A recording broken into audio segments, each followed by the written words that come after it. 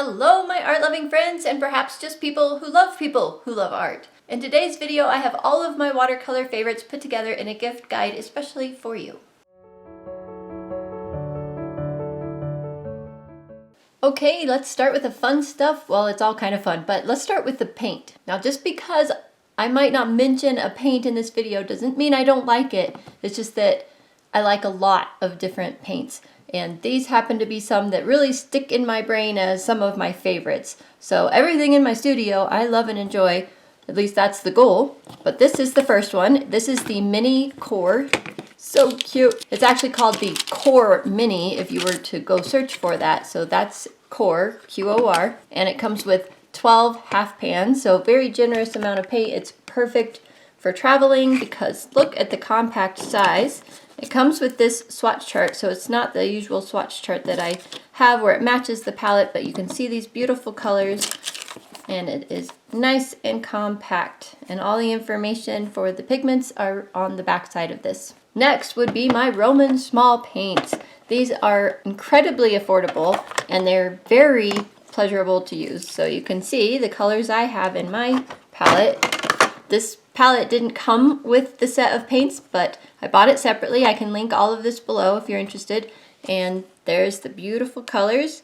You can buy a set of 5 of these for about $15, or you can buy bigger sets on up to who knows how much money, but they're affordable, high quality, really nice paints to use. Next would be the Rosa Gallery. This was in my very last video as something that I was excited to have discovered this year. And if you open them up, these are the colors that I happen to have. They come in a set of 24, 36, that kind of thing. So you can find them on Amazon, you can find them overseas, all kinds of different places. And they're very high quality, very soft paints. They remind me a lot of Core, and I cannot wait to get into these even more than I already have because I've barely gotten to use them, and when I did, I loved them. Next up would be my M. Graham paints. I happen to have bought the Mind of Watercolor set, and I had this cheap plastic palette, which I actually love, and that's kind of why it's in here also, because it has paint wells just on one side. So you can see, you can close the lid without worrying about paint spilling down, and that's important with M. Graham paints because they are honey-based, very soft, very delightful to use. They re-wet like a dream, and this set of 10 is a really excellent color choice.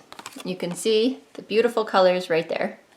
And I would be remiss if I did not mention the Paul Rubens watercolors. These are awesome. So they come in a very nice box, by the way, especially if you buy this particular set. And this palette is very unique. It's angular and sparkly and beautiful. And if you open it up, you get 24 beautiful half pans of paint. You can tell I haven't gotten into these yet. That'll be coming up on the channel, but I have used the 12 set of Paul Rubens a lot in the past, and they are a pleasure to work with. Plus, they're very affordable, so if you can't afford the other brands that I've already shown you, check out these because you get 24 high quality, light, fast, fun to use paints in a beautiful palette. Another set that I just think is fun to use is this Kuretake Gansai Tambi portable set. These are Japanese watercolors, so to speak, so they do act a little bit differently than other watercolors, but I really enjoy them. You can see the beautiful colors. My 2 favorites in this set are actually this natural beige and the gray, and they're opaque colors. Comes with a water brush and a fine liner. It's an affordable set and a nice, sturdy, unique plastic palette. Something kind of related to watercolor would be the gouache. So I have received a set of Holbein gouache from a very generous viewer, thank you. And I also bought a 5 set of M. Graham gouache, so that's what's in here. This little palette is also something that would be fun to purchase for that gouache lover in your life because it has silicone seal and it keeps your gouache nice and moist inside there. Seals tight. This bucket expands so you can fill it with a lot of water. Stick that in there and it clips together so it stays together. Or alternatively, if you didn't want the one with the bucket, you can buy the palette just by itself with some different color lid flaps, and doesn't cost very much money at all, helps to keep your paint wet. And Holbein and M. Graham gouache are both very high quality, very fun gouache brands to use. Alright, sometimes you need a separate palette to use with your colors, so any kind of ceramic palette, I'm reaching for it over here, would be a welcome gift. So this is just lots of little squares. I use this one all the time. This has my Holbein gouache in it right now because it's what I had squeezed out when I first tested them and I didn't want to waste it, so I will use that up if I can. This is another one, not quite as useful, but ceramic, so it gets used. Something as simple as a ceramic or glass egg tray works great for when you're squeezing paint out fresh from the tube and just want to use something. This is just a ceramic sushi plate that I got at the thrift store. Let's talk about brushes for just a second. These have been my go-to brushes for a decade or more. This is the Winsor & Newton Cotman 12 and 10. They're both round. And the Royal & Langnickel round size 6. So very affordable brushes. I think these are $9 or $10 each. And this comes in a set of 5 for around $13 or so. I can't find it individually, but that's okay. However, because I have used them so long they're starting to wear out, I will replace the Winsor & Newton Cotman round 12 with this King Art 12. Because I have it, it was received as a gift. Plus King Art makes very nice brushes. And this one is incredibly fun. This is the Escoda Versatile Travel Brush. You can see it popped out of that little case. Comes to a nice fine point. And this is probably the equivalent of an 8, would be my guess, 8 round. I believe it had writing on this case at one point, but it doesn't now. But these are high quality brushes that any painter in your life would be glad to have. And it has the air hole at the end, so you don't have to worry about it getting moldy and mildewy.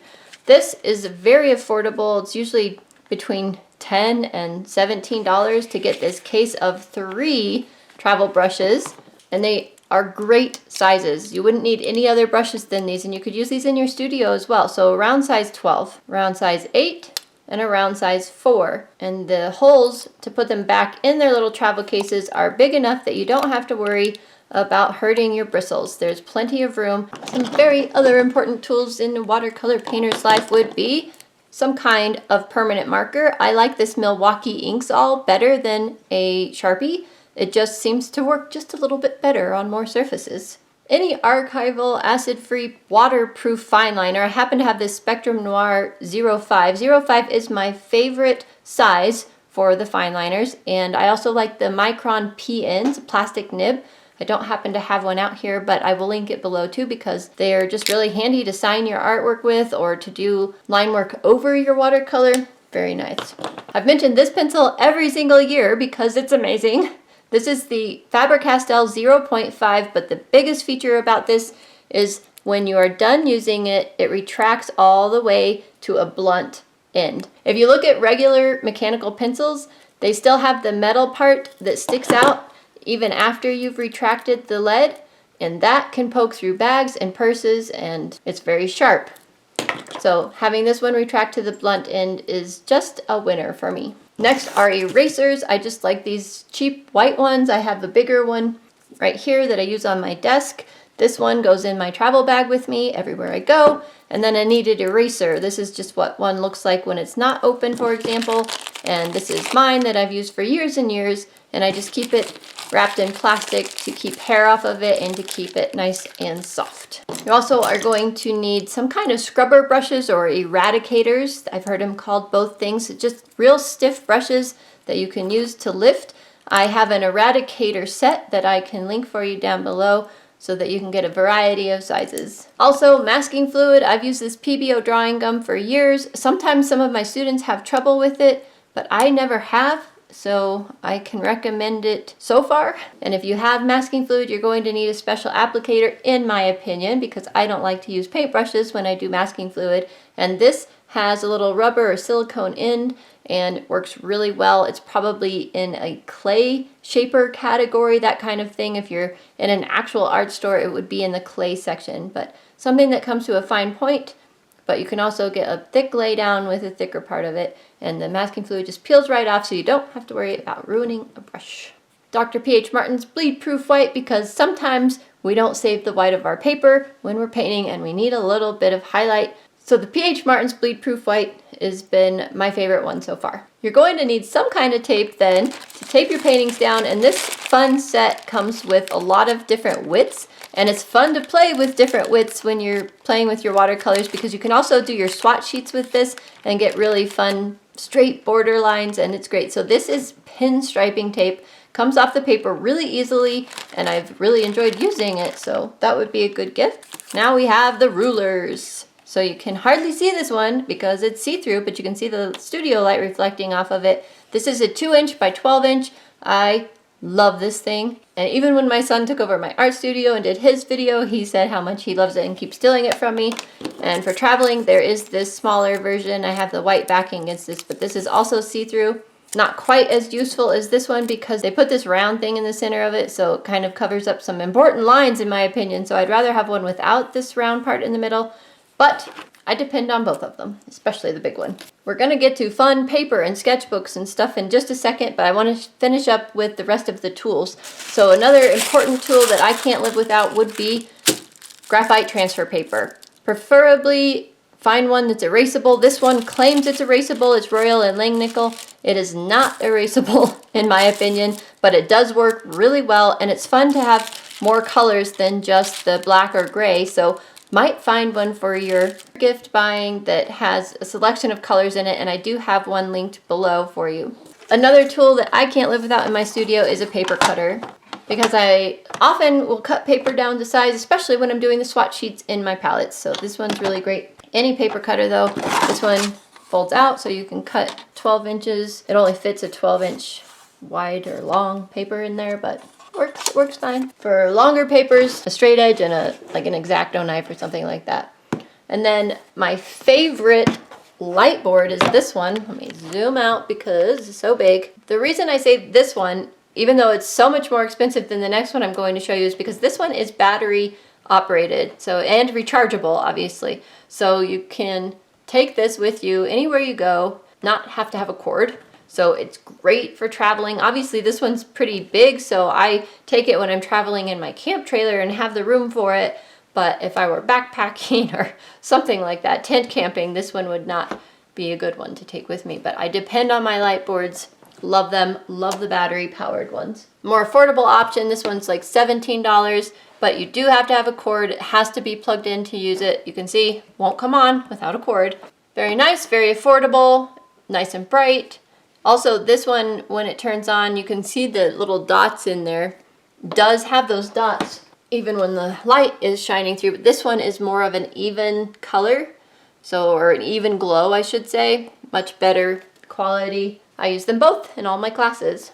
Okay, let's get into a couple palettes that I forgot to show you with the other palettes because these I don't think, oh, that one has paint in it. I show these every year. These are great gifts. This is the Portable Painter Classic, and I believe they're having a 25% off sale right now, which is crazy good deal, but you can see how I'm unfolding it here. These water cups slip in the side and it opens up. I just took my core paints out of here and put them back in that little mini set that I showed you.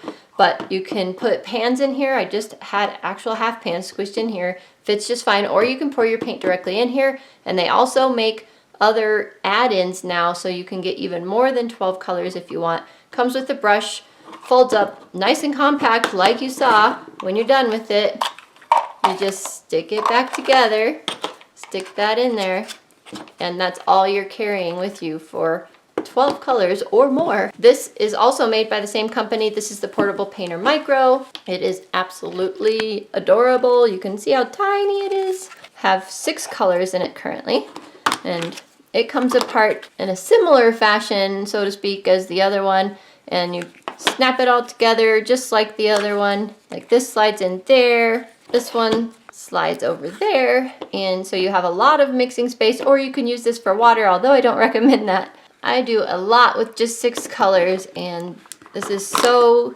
easily carried with you because it's tiny little size. If the painter in your life doesn't already have this, this would be greatly appreciated. It's an adorable little gift, but one that's actually useful. It's not just gonna sit on the shelf as a decoration. They can actually use this. All right, paper, the fun part. I love paper. I really like this Paul Rubens glitter paper. It has some glitter on it. It comes in a generous package. You can see all of this paper in there, ton of it. Yes, it has glitter on it. You can't really tell when the painting's all said and done. So here is the painting done on the glitter paper. You know, if I tilt it certain ways like this, for me, I can see the glitter, but It's pretty subtle and the paper paints out beautifully. So I highly recommend this one. It's 100% cotton. Such a dream. This is a paper I've really been enjoying lately. This is the Bao Hong 100% cotton watercolor paper. More affordable than a higher end brand like Arches.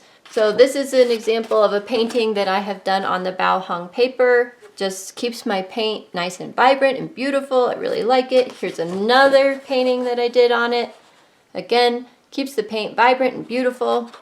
So this is Da Vinci watercolors. This is King Art watercolors. This is also a block, so you don't have to tape it down. It's going to be a really nice gift. I'd be remiss if I didn't mention almost everyone's favorite paper, Arches. Okay, so it's 100% cotton paper again. This one's 140 pound. And here is a painting that I did on Arches, so you can see it's quite pretty. It just has a nice soft feel to it, nice soft look to it, I should say. Here's another painting I did on it. And surprisingly, a paper I have been really enjoying lately, you're going to be surprised, I think, is this Etcher 50% cotton paper. What I have noticed about this paper is that the paint stays incredibly vibrant. In fact, I am almost wondering if it doesn't increase the vibrancy of the paint, because look at this painting. I don't even know if the camera is picking up how incredibly vibrant these colors stayed. It's amazing. And here is another painting I have in progress on it. Just really love how it keeps the paint alive on the paper. One thing about this paper though is you can't go back over the same thing very many times because it lifts your paint off really, really easily. On the subject of paper, something that I think would be really fun for any artist are these cute little sketchbooks, because they come in these different covers. You can choose whatever cover design that you want. The only problem with me recommending these is I haven't tried the paper yet. It feels nice, but it is cellulose. It is not cotton paper, but I just love the size. I love how cute it is, and considering that I'm a fairly picky when it comes to sketchbooks, I will find a use for these. Even if the paper isn't great for like my official watercolors, it probably will be great for things like dye-based watercolors or liquid watercolors or water-based markers, that kind of thing. So I will find a use for them, and they're just cute, and I think anyone would love to have these. Good old standby sketchbook that I would use any day of the week is the Etcher sketchbook. So you can see that it has some really nice color payout. It's just beautiful to work with, 100% cotton. Just love the Etcher sketchbooks. And another one that you can look for is the Hanamule 100% cotton sketchbook, because it has been quite enjoyable to work on. I know a lot of different people out there have had varied experiences using their Hanamule 100% cotton sketchbooks, but I've really enjoyed this one so far. You can see that I've done quite a few paintings that appeared to look quite nice on this paper, so far I'd recommend it. One thing I forgot to mention when we were talking about tools would be these collapsible water cups. These I take to my classes that I teach at the college, and I take anytime I travel because I like to use two, one for clean water, one for dirty water, and when they're out, they hold plenty of water for me, and when I'm ready to go, they collapse and can stack together like that. Can you believe it? We are almost done. The next thing are things that I mention pretty much every year again, but I have to mention again because they are so amazing. So any book by Joanna Basford is going to be an absolute joy. One thing I like about this one over the other ones is we get to draw in it with her, basically. So you can see here, the insides of these cups were empty, and I had to draw designs in there, and then I could color them. Or you could just take this page and just use it as a regular coloring page. So she has some of that going on in each section. So this one, you have to finish this beautiful motif. Is that what she's calling it? Yes. So you get to use your fine liners and your colors and practice drawing, and it's really, really, really fun. But you can't go wrong with any book by Joanna Basford. And she's so darn sweet. You know, you just want to support her. All right, next are these Watercolor With Me books by Dana Fox. Again, I show them every year. So these are the three that I own: the jungle, the ocean, and the forest. And they're just great because she goes through the color choices with you. She has you do some exercises, and then she has you paint something very specific, telling you the colors and every step-by-step instruction. Here is one that I have completed in the book. And every page is watercolor paper also, so you can just play and sketch on any page you want. Plus, you know, this only took up this much room. I could do a whole bunch of stuff around it and just have fun with this book. Here's the In the Forest one. So obviously forest themed. You can see I've done some of the beginning exercises, started some of these, and finished that one and that one. And I have lots to go in this book, but I enjoy taking this camping with me because it's kind of a stress-free way to paint because the idea is already drawn out for you and you just get to learn how to paint it. Here's the ocean one, so you can kind of see what that looks like. Again, some skills exercises, and then all these ocean animals. Here's one that I have finished. Might be the only one I've done in this book because I don't have a lot of time. Alright guys, I hope that you have found that really useful and especially fun, because what isn't fun about pulling out all the favorite watercolor supplies in a person's life, right? Alright, thank you so much for joining me. I will see you guys in the next video. Bye for now. And my battery's dying. Mention this pencil. You're going to need some kind of tape to paint down. Paper. You're going to need some kind of tape to... And I'm just going to say arches, even though it's arch or whatever. Anyway, here's Cassie. Hi. Hey, pretty girl. Mwah. All right, guys, I have... Oh. But